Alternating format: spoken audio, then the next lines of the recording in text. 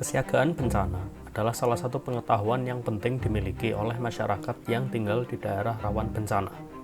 Pengetahuan ini penting dimiliki karena akan dapat membantu mengenali tanda-tanda bencana yang akan terjadi serta cara menghadapinya, mengingat juga bahwa Gunung Merapi dalam beberapa bulan terakhir ini sudah aktif dan dapat meletus sewaktu-waktu.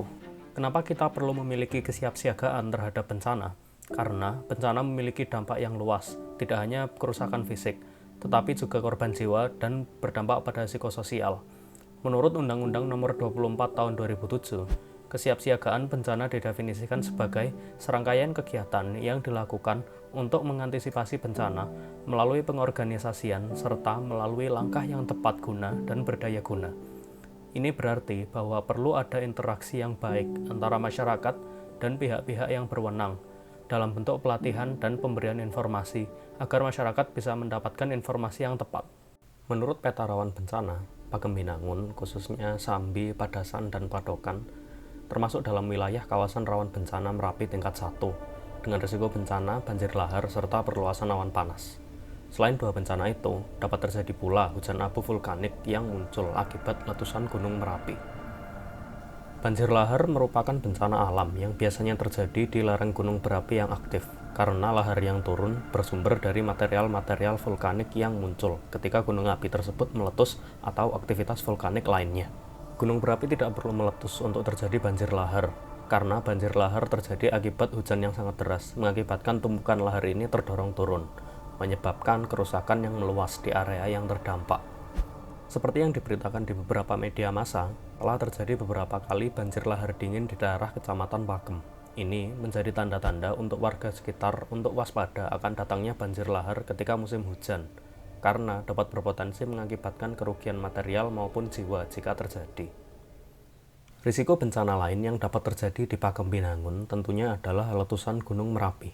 Seperti yang sudah kita ketahui selama ini, Gunung Merapi telah aktif sejak tahun 2020 lalu dan telah beberapa kali mengeluarkan awan panas dan guguran lava. Status Gunung Merapi saat ini adalah siaga 3, satu level di bawah awas 4. Ini tandanya aktivitas Gunung Merapi mulai meningkat dan perlu diwaspadai jika sewaktu-waktu muncul tanda-tanda akan meletus. Risiko bahaya awan panas dari letusan gunung api di Pakembinangun relatif sedang, tetapi bahaya lain yang dapat muncul adalah turunnya abu vulkanik.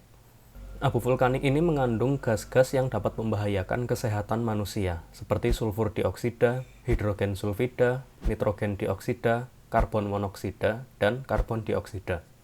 Selain itu, banyak pula zat-zat berat yang terkandung dalam abu vulkanik seperti besi, silika, dan mineral-mineral lainnya, serta serpihan bebatuan yang hancur ketika terjadi letusan gunung api. Selain dapat membahayakan kesehatan pernapasan kita, seperti meningkatkan risiko gangguan pernapasan akut dan silikosis, terutama pada orang-orang yang memang telah memiliki gangguan pernapasan sebelumnya seperti bronkitis, asma atau emfisema, serta membahayakan kesehatan mata akibat kerusakan kornea. Tumpukan abu vulkanik yang jatuh di atap rumah juga dapat menjadi bahaya yang tidak terlihat atau diduga. Namun, permasalahan kesehatan akibat abu vulkanik sebenarnya relatif sedikit dan dapat ditangani dengan baik. Permasalahan-permasalahan yang fatal akibat abu vulkanik biasanya baru muncul setelah terpapar dalam jangka panjang. Abu vulkanik tidak hanya berdampak pada kesehatan kita, tetapi juga memiliki dampak lain secara tidak langsung. Hujan abu vulkanik dapat menyebabkan berkurangnya ketersediaan air bersih, bahaya pada akses jalan, risiko atap runtuh baik akibat abu itu sendiri atau orang yang membersihkan abu, serta kesehatan hewan. Hal lain di Padukuhan Duwetsari dan Kelurahan Pakembinangun secara keseluruhan yang menjadi kekurangan dari aspek kebencanaan adalah minimnya infrastruktur kebencanaan, seperti penanda arah evakuasi atau speaker peringatan. Hal ini penting karena ketika terjadi situasi genting, diri kita hampir pasti akan panik dan kebingungan. Nah, adanya penanda arah evakuasi ini setidaknya akan membantu kita secara visual dan audio tentang kemana kita harus bergerak ketika terjadi keadaan genting. Kita tahu bahwa salah satu risiko bencana yang dapat terjadi di Pakembinangun akibat letusan Gunung Merapi adalah hujan abu vulkanik yang memiliki risiko terhadap kesehatan diri kita. Penanganan secara umum yang perlu dilakukan adalah dengan mengurangi paparan terhadap abu vulkanik, dengan berlindung dalam bangunan atau rumah yang tidak berisiko kemasukan abu. Menurut IVHHN, untuk mengurangi risiko kemasukan abu, yang dapat dilakukan adalah dengan menutup pintu dan jendela, menutup ventilasi dan celah dengan selotip, handuk atau terpal plastik, menggunakan satu pintu untuk keluar masuk dan meninggalkan pakaian yang terkena abu di luar rumah, tidak menggunakan AC atau kipas yang menyedot udara dari luar, serta membersihkan abu dengan lap atau pel yang basah atau lembab untuk mencegah abu berterbangan lagi. Kemudian, hal lain yang juga perlu diperhatikan ketika berlindung dalam ruangan adalah tidak memasak dengan peralatan masak yang menimbulkan asap seperti kayu bakar atau menggunakan peralatan yang menimbulkan asap dari pembakaran seperti genset karena dapat menimbulkan risiko keracunan karbon monoksida dari asap. Untuk membersihkan abu baik di dalam maupun di luar ruangan, kita perlu membasahi abunya dengan air sedikit sebelumnya untuk mencegah abunya berterbangan dan terhirup atau masuk ke mata. Tentunya, ketika keluar bangunan atau ketika membersihkan abu di luar atau di dalam bangunan, kita perlu menggunakan masker sebagai pelindung pernapasan. Masker yang disarankan oleh IVHHN adalah masker N95. Jika memungkinkan dan tersedia, sebaiknya kita menggunakan goggles atau kacamata pelindung.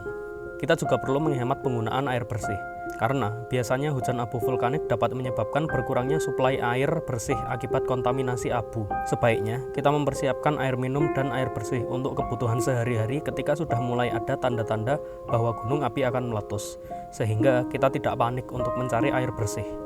Selain cara-cara yang sudah saya sebutkan tadi, untuk menangani bencana secara umum, kita dapat melakukan P3K atau pertolongan pertama pada kecelakaan. Kita juga bisa memberikan penanganan psikologis bagi para korban untuk membantu mereka pulih. Dalam video kali ini, saya hanya bisa memberikan gambaran besar mengenai penanganan P3K dan PFA. Menurut saya akan lebih baik apabila diadakan pelatihan penanganan P3K dan atau PFA oleh BNPB atau badan-badan kebencanaan setempat.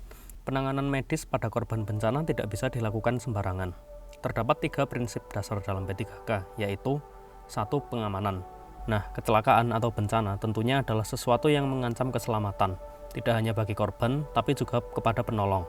Maka dari itu, penolong harus mencegah jatuhnya korban baru, baik pada dirinya sendiri maupun orang lain.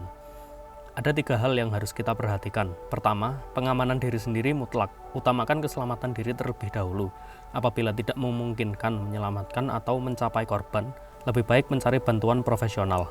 Kemudian, mengatur keamanan bagi orang lain dengan memberitahukan bahaya yang ada di tempat sekitar yang dapat mengancam keselamatan. Jika memungkinkan, bahaya ini diberikan tanda yang jelas. Yang terakhir, mengatur keamanan bagi korban. Sumber bahaya sebaiknya dijauhkan dari korban jika memungkinkan, atau dilindungi dari ancaman yang ada di sekitar. Jika tidak memungkinkan, maka korban harus ditempatkan ke tempat yang lebih aman. Kedua adalah komunikasi, yaitu memberitahukan atau melaporkan korban kepada petugas medis. Hal ini penting dilakukan secara cepat, jelas, dan tepat agar tenaga kesehatan dapat segera tiba ke tempat korban untuk dilakukan pertolongan tambahan atau dibawa ke rumah sakit. Ada 5 hal yang perlu dilaporkan secara jelas. Pertama, siapa yang melaporkan, kemudian lokasi korban, penyebab kejadian, jumlah korban, situasi dan kondisi korban seperti kondisi luka atau gangguan lainnya. Nah, orang yang melaporkan sebaiknya bukan orang penolong pertama korban, melainkan orang lain yang dapat membantu. Pelapor juga perlu memberitahukan balasan atau respon dari pihak yang dilaporkan untuk mengetahui penanganan yang tepat. Kemudian yang ketiga adalah cara bagaimana kita menangani korban. Dalam memulai penanganan terhadap korban, kita perlu mengumpulkan informasi mengenai korban. Nah, pengumpulan informasi dapat dilakukan dengan menanyakan langsung pada korban, menanyakan pada orang lain di sekitar tempat kejadian, dan mengamati sendiri kondisi korban dengan melihat, mendengar, atau mencium. Jika korban sadar, ajaklah bicara, dan jika ada respons, kita dapat menanyakan informasi pribadinya seperti nama, tempat tinggal, usia, dan lain-lain. Kemudian, tanyakan apakah ada rasa nyeri atau sakit di bagian tertentu, dan mintalah dia untuk menunjukkan di mana rasa sakit itu muncul. Minta dia juga untuk menggerakkan anggota-anggota badannya secara perlahan-lahan. Selanjutnya, perhatikan apakah ada perdarahan yang hebat. Jika ada, amati apakah ada luka lain. Korban yang sadar juga perlu ditenangkan, beritahukan bahwa dia akan ditolong dan ajak dia berbicara. Jangan pernah meninggalkan korban sendirian. Jika korban tidak bisa berkomunikasi dengan kita, maka kita perlu mengamati dengan baik dan mendapatkan informasi dari orang lain di sekitar. Hal-hal itulah yang setidaknya kita, sebagai orang awam, dapat lakukan pada korban bencana. Kita tidak bisa sembarangan melakukan penanganan, karena jika salah dapat memperparah kondisi korban. Pelatihan penanganan P3K sebaiknya dilakukan oleh masyarakat yang berada di lingkungan rawan bencana, sehingga menjadi keterampilan yang berguna apabila terjadi bencana. Penanganan psikologis yang dapat kita berikan adalah Psychological First Aid atau PFA. PFA adalah serangkaian keterampilan yang bertujuan untuk mengurangi dampak negatif stres dan mencegah timbulnya gangguan kesehatan mental yang lebih buruk akibat bencana atau situasi kritis. PFA juga bisa dilakukan oleh siapa saja, tidak memerlukan seorang profesional untuk menanganinya asal sudah terlatih, serta dilakukan untuk mengetahui kebutuhan dan kondisi seseorang, memberikan mereka perasaan aman, nyaman, dan menenangkan, serta menghubungkan orang tersebut dengan informasi yang dibutuhkan sebagai rujukan. PFA penting dilakukan karena dalam kondisi pasca bencana, sebagian besar orang pada umumnya mengalami reaksi seperti ini. Pada fisik, mengalami pusing, mual, muntah, keringat dingin, jantung berdebar, dan mah. Pada emosi, merasa cemas, takut, khawatir, sedih, marah, atau merasa bersalah. Pada pikiran mereka, merasa bingung, tidak berdaya, kehilangan orientasi, ragu-ragu, susah membuat keputusan, terbayang-bayang akan kejadian. Pada perilaku mereka akan menarik diri, resah, menangis, mudah tersinggung dan marah, atau tidak sabar. PFA dapat menumbuhkan resiliensi pada penyintas bencana yang mampu memberikan mereka dorongan untuk pulih dan tumbuh. Dalam PFA, terdapat 3 prinsip utama: safety, function, dan action. Yang pertama, safety adalah menciptakan rasa aman bagi orang yang memerlukan dukungan dengan melindungi mereka dari bahaya serta memenuhi kebutuhan dasar. Kemudian function adalah mendorong keberfungsian orang yang memerlukan dukungan dengan menenangkan mereka seperti mengajak relaksasi, menerima perasaan, mendengarkan cerita mereka, serta menghubungkan mereka dengan dukungan sosial yang mereka butuhkan. Yang ketiga adalah action, yaitu memfasilitasi orang yang memerlukan dukungan untuk bertindak dan berpartisipasi dalam pemulihan diri dan orang lain dengan mengedukasi dan memfasilitasi partisipasi mereka. 3 prinsip itulah yang sebaiknya kita penuhi ketika memberikan PFA kepada penyintas bencana untuk dapat membantu mereka secara maksimal. Kemudian, ada hal-hal lain dalam pemberian PFA yang perlu diperhatikan pula, yaitu menunjukkan sikap jujur dan apa adanya, menghargai keputusan orang yang kita bantu, menyingkirkan prasangka, menghormati privasi dan kerahasiaan orang yang kita bantu, serta bersikap sesuai adat dan budaya setempat.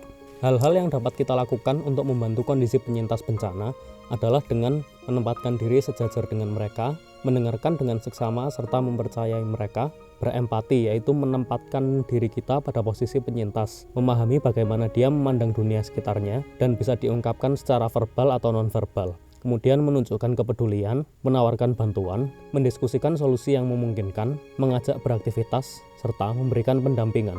Selain itu, ada pula hal-hal yang jangan sampai kita lakukan pada penyintas. Di antaranya adalah memaksa untuk menjawab pertanyaan kita, berbicara terlalu banyak, menertawakan atau mempermalukan mereka, memberikan janji yang tidak dapat ditepati, memotong pembicaraan, mengecilkan perasaan korban, mengkritik atau menghakimi, melabeli mereka dengan masalah diagnosis tertentu, serta menyebarluaskan cerita mereka. Hal-hal inilah yang perlu diperhatikan dalam menangani penyintas bencana secara psikologis, agar mereka dapat pulih dan mendapatkan bantuan yang mereka perlukan. Itu saja yang dapat saya sampaikan untuk materi kali ini. Semoga bermanfaat. Terima kasih.